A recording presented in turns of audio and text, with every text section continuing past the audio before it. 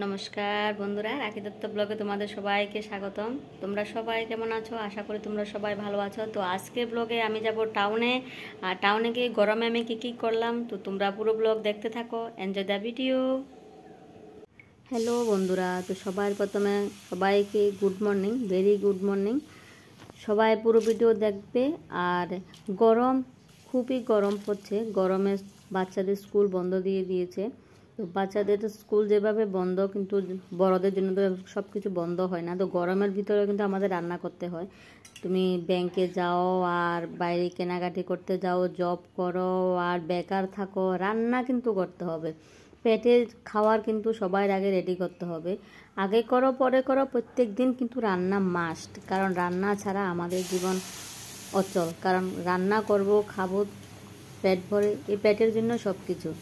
আর যদি ভাত রান্না না হয় তাহলে একদিন কিন্তু সংসারে যদি আগুনই লেগে যাবে। কারণ প্রত্যেকটা সংসার, আমার সংসার এমন না, প্রত্যেকটা সংসারে কিন্তু রান্না করতেই হবে।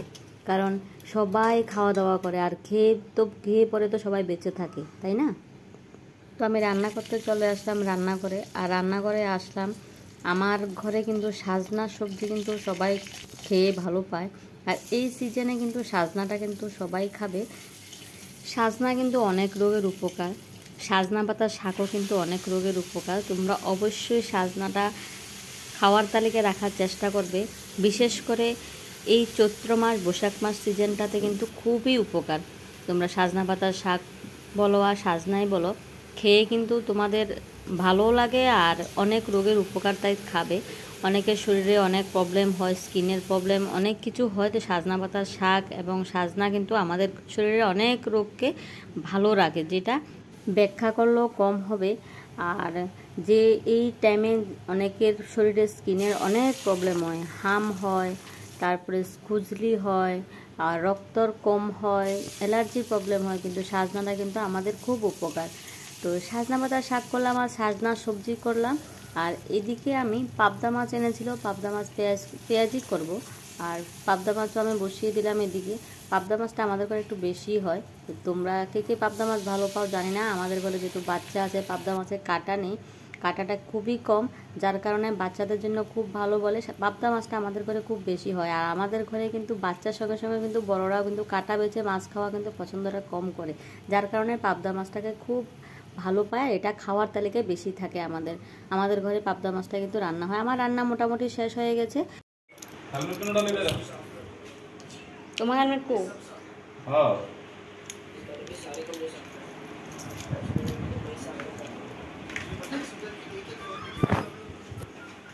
রান্না শেষ হওয়ার পরে সবাইকে খাবার দিয়ে দিলাম আর সবাই খেয়ে নিল। আমি কিন্তু খাইনি, আমার ক্ষুধা লাগলো না। তারপরে রেডি হয়ে বের হয়ে গেলাম বরের সঙ্গে।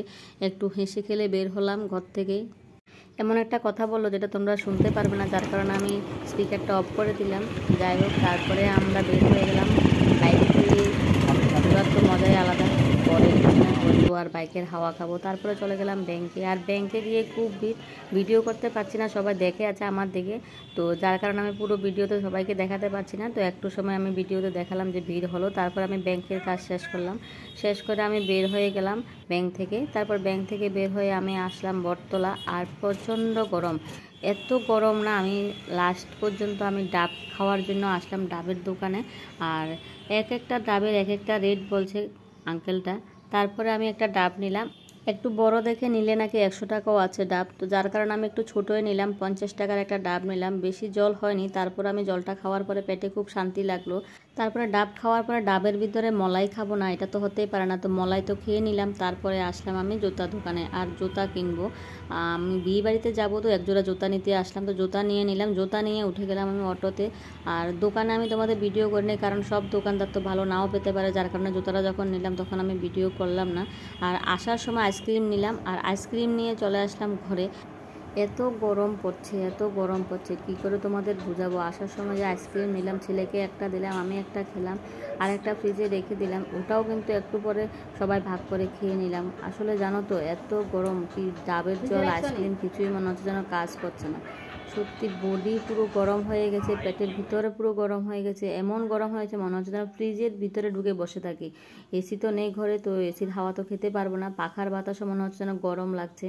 তো এত গরমে অস্থির কি করে বুঝাবো তোমাদের। তো যারা যারা গরমে অস্থির তাদেরকে বলছি তোমাদের কাছে কেমন লাগছে। গরম তো খুব বেশি পড়ছে, তো তোমরা সবসময় ঠান্ডা খাওয়ার চেষ্টা করবে, ঠান্ডা জল খাবে, জল বেশি করে খাবে, আর যতটুক চেষ্টা করবে তোমরা ছায়াতে থাকার চেষ্টা করবে। রৌদ্র কিন্তু শরীরে কমই লাগাবে, কারণ প্রচণ্ড রৌদ্রে কিন্তু মানুষের ক্ষতি হচ্ছে, অনেকে স্ট্রোক করছে, অনেকে মারাও যাচ্ছে সঙ্গে সঙ্গে। তো তোমরা নিজেকে যতটুকু পারো সেফ রাখার চেষ্টা করো।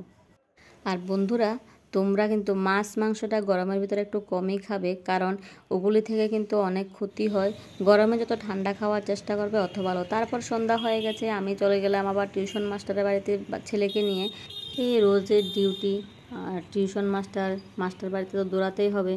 তো যেহেতু ওর বাবা ঘরে থাকে না, তো আমারে দৌড়াতে লাগে, তো যার কারণে আমি ওকে নিয়ে বের হয়ে গেলাম। আর গেলাম, এখানে দেখো সব গার্জিয়ানরা বসে গল্প করছে, আমিও বসলাম। আর গরম দেখো সবাই কী করছে গরমে, কেউ হাঁটাহাঁটি করছে, কেউ ওড়না দিয়ে বাতাস করছে। তারপর টিউশন যখন শেষ হয়ে গেছে আমি বের হয়ে পড়লাম, অটোতে উঠলাম। তো টিচার বাড়ি থেকে ওকে ঘরে নিয়ে গেলাম। আর ঘরে নিয়ে যাওয়ার পরে আমি গেলাম পার্লারে, আর পার্লার দেখছি বন্ধ। তারপরে যখন ওর বাবা আসলো, আমি আবার স্নান করে বের হয়ে গেলাম টাউনে যাব বলে। তো বাইক নিয়ে আমরা বের হয়ে গেলাম টাউনের উদ্দেশ্যে। রাত্রি বাজে 8টা, সাড়ে 8টা। তো জানি না দোকান খোলা থাকবে কিনা। তারপরে আমরা বাইকে করে উঠে গেলাম দোকানের দিকে। আর এমনিতে তো ভালোই লাগছে, স্নান করেও বের হলাম, খুবই গরম লাগছে আর প্রচণ্ড গরমে অস্থিরও লাগছে। বাইকে বসলাম, বাইকের হাওয়া খেতেও ভালোই লাগছে। তারপর আমরা এদিক ওদিক দেখছি কোন পার্লারটা খোলা আছে। মোটামুটি অনেক পার্লারে বন্ধ হয়ে গেছে। তারপর একটা পার্লার খোলা পেলাম, থ্রেডিং করে নিলাম। তারপরে 200 টাকা নোট ছিল, খুচরো করতে পারছি না। আর খুচরো করার জন্য ও দোকানে গেল, আর আমি যখন তোমাদের মাঝে শেয়ার করবো তো একটু মোবাইলেও আমি দেখিয়ে দিলাম। তারপর আমরা বাইকে উঠে গেলাম, আর উঠে ঘরে চলে আসলাম। আর যেই গিফটটা ও নিল এটা কিন্তু আমিও দেখিনি। ঘরে আসলাম, ও যে গিফটটা রেখে গেল, ও গিফটটা কিন্তু দেখো প্যাকেট করে রাখলো। আমি টাউনে গিয়েছি, আমি গিফট আনিনি, ও নিয়ে আসলো ডিউটি থেকে আসার সময়। আর গিফটটা কী এনেছে আমিও ঠিক ভিতরে বুঝতে পারছি না। তো রাত্র হয়ে গেছে, আর গিফটটা যখন প্যাক করে এনেছে আর খুললাম না। রাত্রিবেলা আসার সময় আম আনলো, আর বলছে আম খাবে। তো আজকের মতো ভিডিওটা এখানে শেষ করলাম। সবাই ভালো থাকবে, সুস্থ থাকবে। Thank you, bye by.